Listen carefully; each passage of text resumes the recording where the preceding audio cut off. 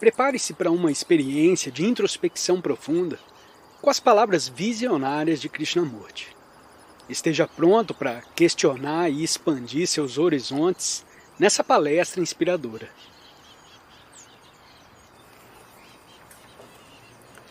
Como dizia na semana passada, essas palestras serão de tudo inúteis se não soubermos escutar. Vejo algumas pessoas tomando nota, o que indica que não estão realmente escutando. Evidentemente, esses apontamentos são feitos para serem depois meditados. Acredito, porém, que se pudermos pensar, todos juntos, sobre os nossos múltiplos problemas, enquanto aqui estamos escutando, isso terá muito mais valor do que tomar notas ou comparar o que digo com aquilo que já se leu ou que já se ouviu dizer. Se sua mente está ocupada com tomar notas ou com comparar o que ouve com outra coisa, não está realmente escutando, não acha? Não está experimentando diretamente o que se está dizendo. E acho que é muito importante experimentarmos essas coisas diretamente. Experimentar diretamente o que se diz não é compará-lo com o que se sabe. Se sabemos escutar, então o próprio ato de escutar, creio eu, é uma forma de libertação. Se a coisa que se está dizendo é verdadeira e a escutarmos sem comparação, sem tomar notas, sem oposição ou resistência, então essa própria ação de escutar tem efeito libertador. É o começo da libertação. Portanto, põe em movimento um processo de libertação da mente, das coisas com que estamos onerados. Assim, pois, em vez de tomar nota, de comparar o que se está dizendo com os livros que já leu, ou de rejeitar como oriental, e o excluir de sua mente, me deixe sugerir a você que escute com vigilante passividade, o que é uma arte deveras difícil, e talvez, então, tenham essas palestras verdadeira utilidade. Não estamos a discutir uma filosofia ou um sistema de ideias, mas sim tentando descobrir e experimentar o modo de libertarmos a mente da sua própria limitação. Porque este, me parece, é o principal problema da nossa vida. Nossos pensamentos, nossas atividades, nosso saber, nossas crenças religiosas são muito insignificantes, muito limitadas. As ideias e as crenças podem ser, em si, de vital significação. Nós as reduzimos, porém, às medidas da nossa mente. E uma vez que a mente, não importa de quem seja essa mente, uma vez que a mente é o centro do eu, do ego, ela é muito pequena e muito insignificante.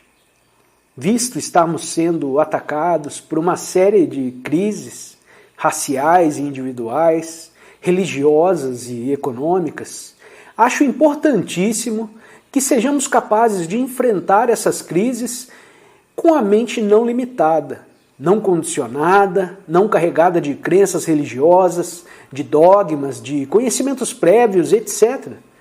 Porque, como poderão ser resolvidos os problemas respectivos por uma mente pequena e estreita e limitada? E se alguma vez já pensamos nessas coisas, não se oferece à maioria de nós o problema de como libertar a mente de sua estreiteza, das suas limitações? Por certo, só uma mente que esteja livre é possível atacar esses problemas de maneira nova, compreendê-los de um modo inteiramente novo, porque todo problema, ainda que pareça velho, é sempre novo. Não há problema velho, só a mente é velha. E por isso, quando se encontra com um problema novo, ela reduz o novo aos termos do velho. É possível, então, libertarmos a mente da sua própria pequenez, o que realmente significa libertá-la de sua atividade egocêntrica de aquisição, automelhoramento, do impulso a nos tornarmos algo que seja grande, nobre, porque isso tudo indica um movimento do eu, do ego, não é verdade? E enquanto perdurar esse movimento, ele continuará, necessariamente, a gerar uma atividade egocêntrica. E é possível ficarmos livres dessa atividade egocêntrica? Não te digo ou dirijo essa pergunta para com ela fazer um jogo intelectual, mas sim para investigar a questão, pois me parece ser este o mais importante problema da nossa vida. Reduzimos a religião a meros ritos, crenças, e nossos deuses e disciplinas não nos levam à realidade, mas tão somente à respeitabilidade. Nossos deuses não têm, com efeito, significação nenhuma, e a religião se converteu num simples conjunto de crenças e rituais, também sem significação. Sua influência é condicionadora como qualquer outra influência organizada. Não importa se comunista, cristã ou hinduísta, a influência do dogma, da crença, do ritual é tirânica e limitante. Portanto, ela condiciona a mente, tornando-a limitada e trivial. Estamos sendo desafiados por problemas imensos e os enfrentamos com as nossas mentes condicionadas, com o que tomamos esses vastos problemas estúpidos e superficiais, multiplicando desse modo todos os nossos problemas. Não é muito importante que investiguemos, que compreendemos realmente e experimentemos por nós mesmos a maneira pela qual a mente possa ser libertada de todas as influências impostas pela religião? Porque a religião organizada, evidentemente, não conduz à realidade. Só pode surgir a realidade quando a mente é livre, quando a mente não está condicionada. E é possível não se pertencer a nenhum grupo ou organização religiosa, nenhuma igreja, e investigar sozinho o que é verdadeiro? Sem dúvida. A religião, tal como a conhecemos, é um processo de hipocrisia. Desde pequenos, somos forçados a seguir um determinado padrão de pensamento e a mente crê no interesse de sua própria segurança, de sua própria proteção. Mas a religião é coisa inteiramente diferente disso, não é verdade? É um estado em que pode manifestar-se a realidade. Realidade, verdade, Deus ou o nome que preferir. Entretanto, quando a mente está condicionada dentro do molde da crença, pode ela ser livre, alguma vez, para receber aquilo que é verdadeiro? Não é religião aquele estado mental em que o conhecido não existe, podendo assim o desconhecido manifestar-se? Por que, afinal de contas, os nossos deuses são autoprojeções nossas? Criamos os nossos deuses, seguimos ideias e crenças, porque nos dão satisfação, conforto e consolação. Mas, sem dúvida nenhuma dessas coisas pode libertar a mente para descobrir a realidade. E é por isso que considero muito importante que nos despojemos de todos esses condicionamentos, não num gesto supremo, mas justamente no começo, e investiguemos se a mente pode permanecer não corrompida. Identicamente, acumulamos conhecimentos na esperança de que nossa pequenina mente será ampliada e sua superficialidade superada. Mercê da acumulação cada vez maior de erudição e saber. Mas pode o saber libertar a mente da sua mesquinhez? Possuímos um vasto cabedal de saber, científico e a outros respeitos. E, contudo, nossas mentes continuam mesquinhas. Apenas utilizamos este saber para nossos propósitos mesquinhos e para nos destruirmos mutuamente. O saber, pois, se torna um obstáculo em vez de ser um processo libertador. Não devemos estar conscientes de tudo isso. Como somos influenciados pelo ambiente exterior, pelo saber e pela chamada religião? E há a possibilidade de nos libertarmos, afinal, dessas limitações e condições, dessas compulsões impostas por autodeterminação, de modo que a mente, não corrompida, e seja, portanto, capaz de enfrentar a vida de maneira nova, momento por momento. Me parece ser isso possível desde que estejamos conscientes de todos esses problemas, sem impormos nenhuma reação e sem nos deixarmos enredar neles. Uma crença ou um dogma, afinal de contas, é um meio de autoproteção, não é verdade? Achamos que se não tivéssemos nenhum dogma, nenhuma crença, estaríamos perdidos. Portanto, o dogma, a crença, tem a função de nos proteger contra aquela solidão, contra o temor. Multiplicamos crenças e dogmas para garantirmos a nossa segurança, nossa busca, pois não é da realidade, da verdade, mas de um meio de nos sentirmos satisfeitos e seguros. E não é importante que estejamos conscientes desse fato, e simplesmente conscientes, sem lhe opormos reação. Não é importante que percebamos como a mente está sempre em busca de sua própria segurança, na nacionalidade, nas crenças, nos ritos, e, portanto, se fazendo mesquinha, estreita, limitada e criando problemas. O que estou a dizer é um fato. Não é uma invenção, uma aberração psicológica. É realmente o que está acontecendo dentro de cada um de nós. Queremos líderes, queremos alguém que nos diga o que devemos fazer. E como temos medo de estar sós, corremos para alguma espécie de abrigo, de refúgio. E desse modo a mente se torna mesquinha. E os seus deuses, suas contrariedades, suas disciplinas, são igualmente mesquinhos. Se percebemos isso realmente, há um desafogo, uma libertação, sem que façamos nenhum esforço. Me parece que esta é a coisa importante, a única coisa importante. Verificar a maneira de nos libertarmos do ego, cujas atividades são sempre estreitas, limitadas e interesseiras.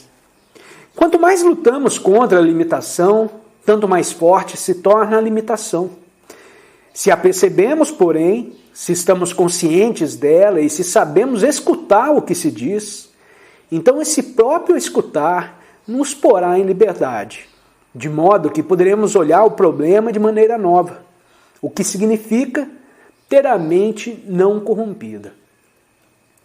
A dificuldade existente em tudo isso é que temos medo das consequências de largarmos o que temos na mão, de não pertencermos a nenhuma organização, de não nos chamarmos patriotas. Temos medo de estar sós, de não termos nenhum ponto de apoio. Mas para achar o que é real, precisa estar só, não acha? O mundo, evidentemente, está nas redes da ilusão, do ódio, do medo, com todos os respectivos absurdos e brutalidades. E, por certo, para se descobrir o que é verdadeiro, temos de sacudir tudo isso de nós. Não acha? O que realmente significa estar só. Entretanto, ninguém pode estar só mediante vontade ou por ato da volição. É como reconhecer uma coisa que é falsa. Quando se percebe o falso, se apresenta aquilo que é verdadeiro. Perceber o falso não é um ato de vontade, mas cria sua ação própria.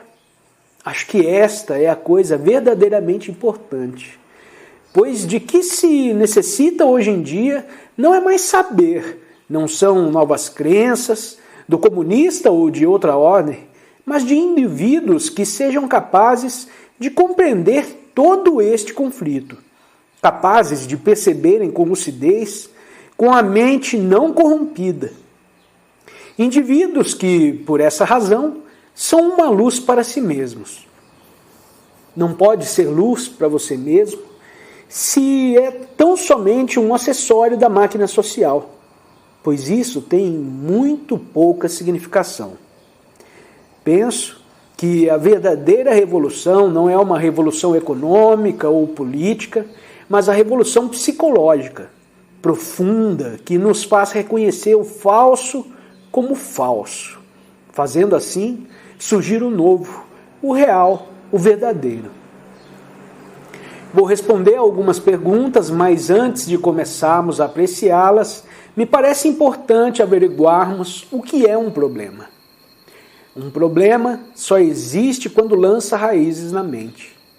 Quando uma questão lança raízes na mente, ela se torna um problema. E a mente tem então de resolver esse problema. Entretanto, como suas raízes estão na mente condicionada, o problema se torna insolúvel. E é possível não permitirmos que nenhuma questão se nos enraize no espírito, se dando atenção direta e imediata assim que surge. Mas não podemos atender diretamente a questão se a condenamos, se ficamos identificados com ela, se de algum modo a julgamos. Porque o nosso julgamento, a nossa condenação, a nossa comparação é produto do nosso condicionamento e, portanto, só torna o problema mais forte. O importante, pois, é que consideremos qualquer problema sem condenação, sem compará-lo com outra coisa, e isso é muito difícil porque somos criados, desde crianças, para comparar, julgar, avaliar, e dessa maneira criamos a dualidade, o conflito. Mas é possível considerarmos o problema, qualquer que ele seja, sem deixarmos que ele se enraize em nossa mente, isto é, sem o compararmos, julgarmos, condenarmos, sem nos identificarmos com ele. O que estou dizendo não é difícil. Se observar o processo do seu próprio pensar, tem um problema porque o deixou enraizar e para ficar livre dele, ou procura a sua solução, ou o condena, ou o afasta de você, pensando noutra coisa, ou a fugir dele, o que só serve para torná-lo mais forte.